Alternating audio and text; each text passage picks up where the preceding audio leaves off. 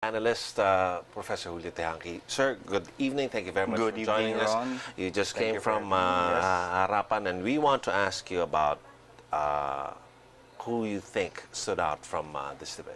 Well, this debate is definitely different from the last one we saw, and the tone is different. Not much fireworks. Not much fireworks, and people on social media are already complaining that it's such a boring debate. No?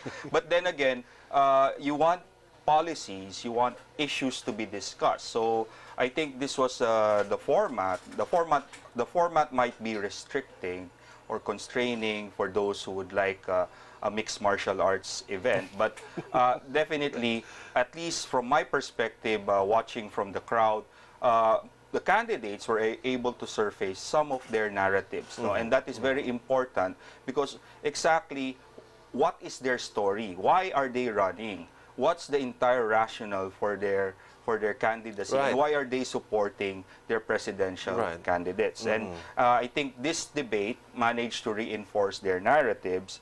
And in a way, just like any prequel, right?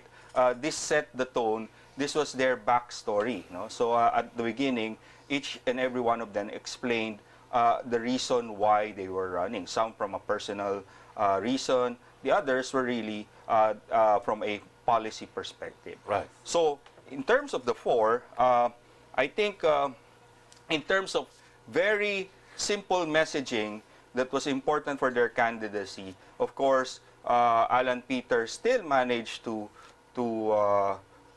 highlight or to communicate the no-nonsense anti-crime, peace and order message for himself and vote for his president. Which is ironic because we're talking about these candidates talking about their platforms and specific plans. Yes. Alan Peter Cayetano standing up, not giving Any so much details. specific, but just saying this is our promise, Yes. this is what we're going to do. Yes, because that is what he was doing was simply messaging. He was trying to narrow down the message of their candidacy. Now, for some, that might work. But in terms of really detailing their policy position and their platform, I think Senator Chis Escudero managed to really detail what he and Senator Grace Poe wants to do. But the problem is they were discussing so many policy points, the entire message or the rationale behind their candidacy is lost. So somebody asked me in the crowd, ano bang pinaglalaban ni Chis Escudero? Right. As opposed to Alan Peter Cayetano, Senator Escudero gave too much specifics on the issues that were talked about. The health, education, jobs. It was only at the latter part that I got it. Oh, he was talking about poverty. So his core message, his core issue was really about poverty. Senator Poe and Chis Escudero are running to combat poverty. So that is their main issue. Okay. And your assessment of the other candidates, Congresswoman Leni Robredo and Senator Of course, Trillanes? Congresswoman Leni Robredo continued with her very authentic and very relatable approach to, and in fact, it did help when I talk about backstory that she shared that the Sumilaw farmers are going to march again to support her candidacy because it highlights the fact that she is not a non-politician.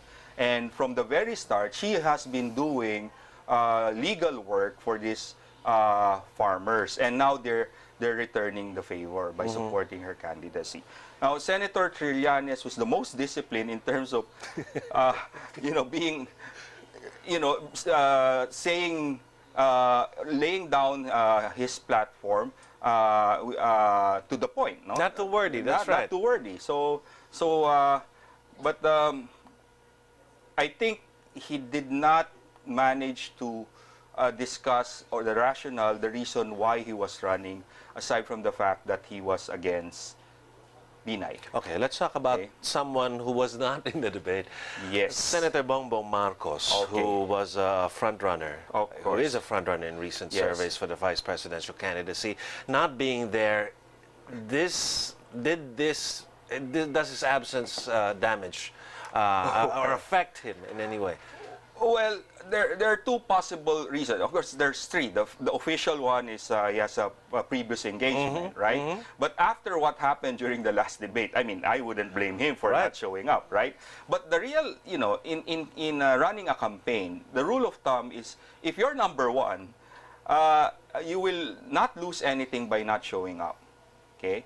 So if you're already number one in the survey, why risk it? No? But it can also be the opposite, right? Right.